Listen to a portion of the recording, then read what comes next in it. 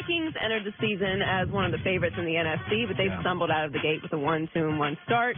But despite this, Kirk Cousins still has plenty of confidence that the wins will come. When I met Adam and Steph in April, we threw on the field. I said, these guys can play. You know, so I don't know that that was going to change regardless of how we did in the first 4 games. I mean, I think that, certainly we can move the football, and we just got to turn it into wins. By the way, it used to be that if you wore a hat, it had a logo on it, but all the hipsters now are wearing hats with nothing on it. Kirk Cousins is a hipster. Well, he's wearing a hat, a plain black hat, and there's nothing on it. That's the new thing, right? I mean, they sell hats with nothing on it sometimes too. I think it's very odd to me. I grew up for 50 years that you put a logo on a hat. You wear the Detroit Tigers. You know, you'd put your favorite sporting gear Nike company or something. People now wear hats with no emblem. I'm having a hard time imagining Kirk Cousins as a hipster. Maybe he definitely needs a mustache for sure. And he's got the logo jacket on, so he needs to replace that with like a vintage sweater maybe. Yeah. And like a pipe or something. Anyway, look, the Vikings are going to win some games, obviously, but I'm just not a huge Kirk guy. He's now 4-20 against teams with a better record than 500. And again, nobody's saying he's not solid, but last night, final drive, plenty of time, all the timeouts, great weapons. Did anybody in America think, oh, he's going to lead him back into overtime? That's what I'm saying. I think he's a franchise quarterback, obviously. Yeah. He's good, but I don't think he's ever that guy that's going to take you to the next level. All right, so the Baker Mayfield hype train, we've been talking about it for months. And if anyone knows about the contagiousness of something, it's Jarvis Landry. And Jarvis said he's known for a while that Baker has what it takes to play in the NFL. Since the day they drafted him, obviously understanding the potential and the things that he can do and what makes him special, and having the guys around him, with the trust level at a premium, to make the plays as well. One thing I know about him, he walking like he's talking, and that's something that I appreciate and I respect about him, and he's continued to do. It's that walk the talk, and he definitely has that attitude and charisma, and that is contagious. Contagious, bro. Look, he's the number 1 overall pick. Jarvis and I agree. He should have been starting from the beginning. I agree, Jarvis. Yeah, I mean, he's clearly capable of playing in the NFL. I would like to remind everybody that thinks I hate Baker Mayfield. I told you 3 guys of all these quarterbacks, Darnold, Baker, and Rosen, were capable of playing as rookies and winning games, as long as you gave them help.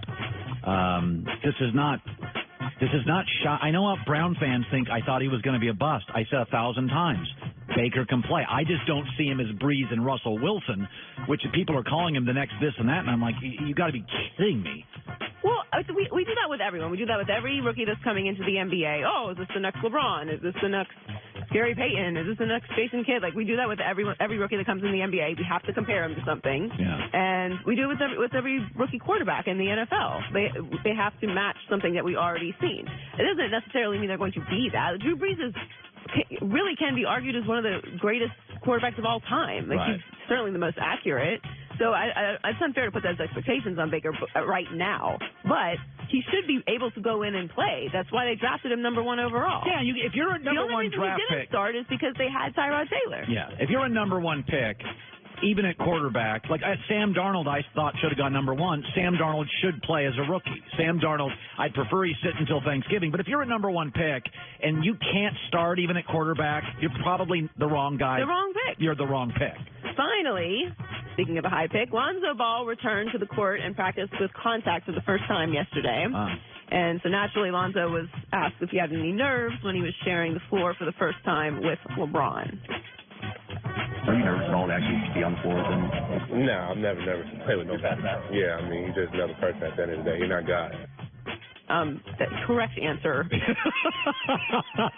Of course, he should not be nervous to play alongside LeBron. Of course not.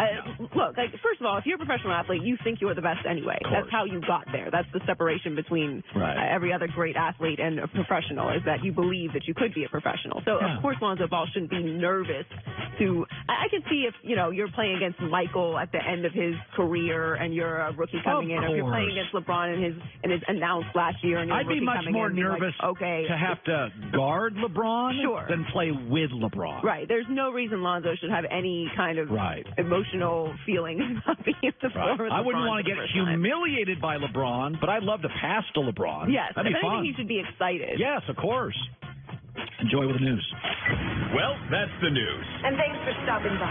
The Herd Lie News. One of the good guys and one of the great players, 12 NFL seasons, 3 Pro Bowls, came out of the University of Miami, and he was a first-round pick about 10, 11 years ago. He's banged up now. He's going to be a tremendous broadcaster if he chooses to do that via the Coward Global Satellite Network. Carolina Panther tight end Greg Olsen. I was saying, Greg, good to talk to you and see you again. I was saying I was watching that game last night, and it was like an auto show. I've never seen more receivers. Good Lord, Thielen, Stephon Diggs, Brandon Cooks. And before the season, the NFL flipped the catch rule. And it used to, the last 10 years, it's been what's a catch, and now it's like, oh, what a catch. It feels like the league now is very tight end wide receiver friendly in the last couple of months. Have you noticed it watching games over the last month? Yeah, I think if they could bottle that game up, I think the NFL could take that game and replicate it every weekend across all cities. I think that's what they're trying to get, right? I mean, we can talk all we want about defense and defensive players and pass rushers and all that. At the end of the day, they don't want you sacking their quarterback, and they want you throwing for 400 yards. That's entertaining. More people have talked about that Thursday night game than they've talked about games in a really long time. I mean, so that just shows people want to see high prolific offenses. They want to see young quarterbacks play well. They want to see teams score a lot of points throwing the ball. I mean, there's no mistake that the rules are set in a way to have a night like last night. I don't think anybody could argue that. And by the way, Cam has had a sneaky good year. They get him Norv Turner, and his efficiency numbers have been very nice. What's Norv doing with Cam? Because the Cam I'm watching now in the first month looks really comfortable. He's completing a higher percentage. There's more precision routes. What are you seeing with Cam? Is it the same thing that he finally got the right coordinator? I like hearing you say nice things about Cam. It makes me feel good. But no, I think he's playing really good. I think, listen, the hardest thing I think to quantify, and listen, you've been around, you've seen a million people, you've talked about for hours a day. The hard thing about Cam is it's hard to quantify what his impact is, right? Because when you want to compare quarterbacks, you want to compare everyone wants to compare passing yardage, completion percentage, and touchdowns. But when you put up Cam's passing yardage from his career, it might not match the Aaron Rodgers, the Tom Brady, the Drew Brees. But all of a sudden now you factor in rushing yardage, conversions on third down with his legs, both in short yardage situations or an attempted pass that becomes a scramble late. Red zone backs.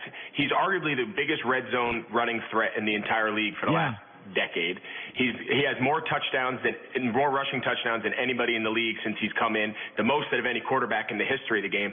There's so much more to him than just passing, completion percentage, yardage. Oh, he only throws for 175 a game. Yeah, but when you factor in all those other things he does, that's his impact. And I think it's hard to not throw that in when you're comparing him to these other guys. Yeah, it's hard to quantify some of Cam's greatness. When they do that stuff at the goal line and he does that RPO and he slides over and there's no question. He's literally like a defensive end running at you as an outside linebacker. There's just certain guys that have wow moments. And I was saying this last night before the game. I said, everybody thinks it's McVay and not Jared Goff. And I said, I watched Goff in college. And I said, just trust me, he's going to make a couple throws tonight, being last night, and you're going to go, oh, wow. When you were watching last night, I mean, I think Goff is a really special player, but McVay is so heralded that everybody's like, well, it's McVay's offense. I think Goff is incredibly special. What do you see from him?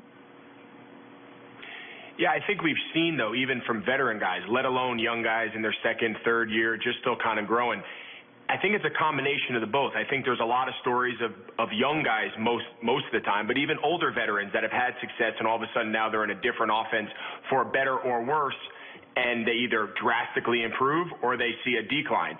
I think the same thing with no question now with a young guy, right? Of course, you're not drafted as high as he is in the draft if you don't have the physical tools and the skill set. But now all of a sudden you put him with a young quarterback, and there's more than just, a young head coach. There's more to it than the X's and O's. There's the relatability factor. You see his energy on the sideline. These young kids, I've heard you talk about it. I've listened to your show a lot. You talk about culture and environment and putting those leaders in front of people that they can relate to. That's real. And you see McVay running around with a very young team, young offensive skill players, a young quarterback, chest bumping, running up and down the sideline. Guys relate to that. And, oh, yeah, he draws up great plays. So I think it's a combination of you got to have the talent, you got to have the people to draw up great plays. I think if you took some bad offenses in this league and all of a sudden a McVay or a Norv Turner becomes their coordinator, are they drastically the number one? I don't. I think it's a mix of the two, and they're fortunate that they have a great mix of young talent, veteran talent on both sides of the ball, and obviously a head coach who is very ahead of his time, ahead of his years, so to speak, and in 2 years has had a huge turnaround.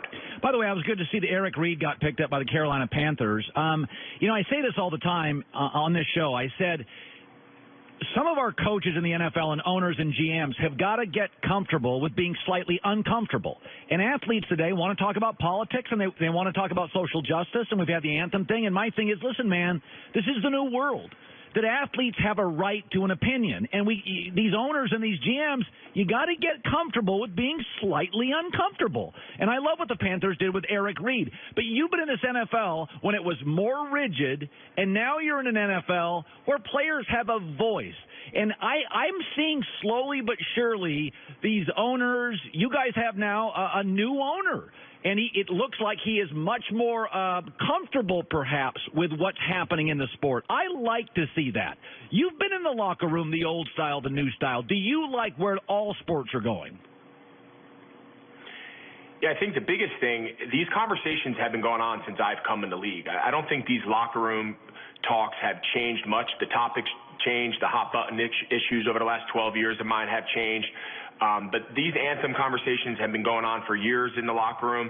They went on 12 years ago when I was a rookie. It was just a different hot button topic at the time. The difference now is those conversations have left the walls of the locker room. They've gone out into public. Guys are more comfortable speaking about it on camera, in interviews, press conferences. They're more willing to take those private conversations. I think people would be shocked at the honesty, the openness, but also the civility of conversations that go on daily in the locker room. A locker room that, I mind you, in professional football especially, could not be more diverse, could not have more differing opinions, could not have more strong-willed opinions. Yet, not only can those guys differ in opinion and hold those conversations, they can do it with respect, they can do it without it getting personal, they can do it without it ever elevating to a point of contentiousness between two people.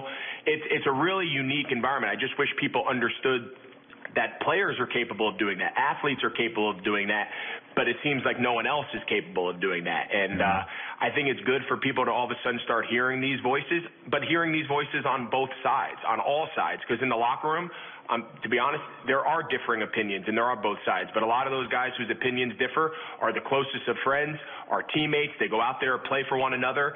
It's a very unique kind of social experiment, and one that I think could be represented on a larger level. By the way, Walgreens and P&G, that stuff's behind you right now. You're looking at Greg Olson, 12 years, 3 Pro Bowl. So what are you doing with Walgreens? So that stuff behind you is all stuff I have in my house. I'm telling you, and that's exactly what I said.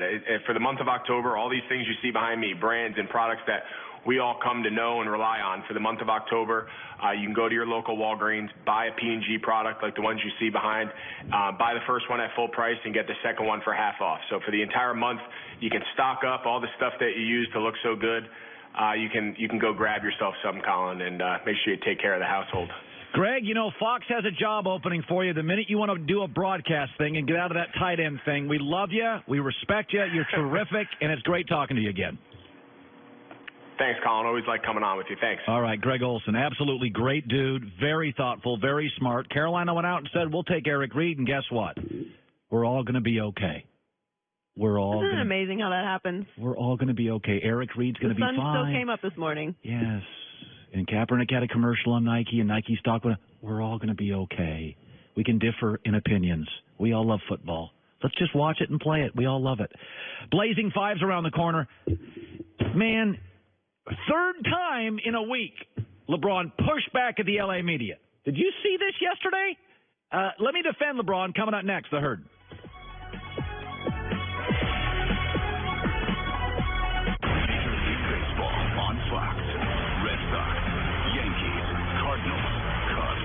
Saturday at 12:30 Eastern, 9:30 a.m. Pacific on Fox. Hi, I just wanted to tell you that Chevy won a J.D.